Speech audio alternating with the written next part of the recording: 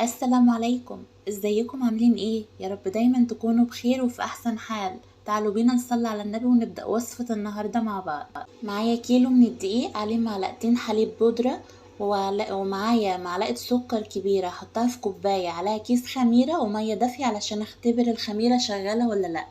وهضيف برضو 3 معالق سمسم كبار على الدقيق، وهنا الخميرة خلاص كانت طلعت كويسة. هعجن بقى العجينة بمية دافية، وهنا بعد ما سبتها ارتاحت على جنب واختمرت وتضاعف حجمها كده، فردت العجينة على رشة من الدقيق وابتديت اقطعها بالشكل ده دواير، واعمل فيها خطوط بالسكينة زي ما انتوا شايفين كده. وهعمل يعني دايرة سليمة ودايرة متقطعة واقفلهم على بعض بالشكل ده، وهاجي على الناحية السليمة واحط الحشو، هحشي شوكولاتة وهحشي جبنة.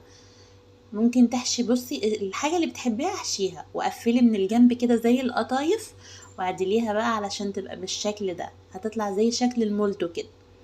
قطعي بالسكينة كده، وحط قطعة سليمة عليها القطعة اللي متقطعة بالسكينة، وقفلي من الجنب، وحط الحشو برضو وقفلي من الطروف زي القطايف كده. معايا الصواني دهنها مسحة من الزيت علشان برضو ما تلزقش، الاحتياط واجب. ان شاء الله مش هتلزق. بسخن الفرن برضو على بال ما اخلص يكون الفرن سخن، علشان انا محتاجة الفرن يكون ساخن قبلها. قفلي بالشكل ده. هعمل شكل تاني برضو اللي هو على شكل قطايف من غير ما اقطع بالسكينة كده.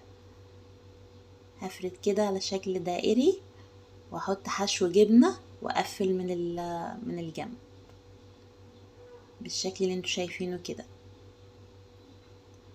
بعد ما خلصت كل الكمية همسحها بقى، على فكرة اختمرت في الوقت اللي انا بشغلة فيه. هحط لها بقى دهنة من الحليب، ورشة من السمسم، ورشة من حبة البركة. شايفين طبعا الحجم زاد معايا ازاي. هتدخل فرن ساخن بقى لحد ما تطلع بالمنظر اللي انتوا شايفينه ده.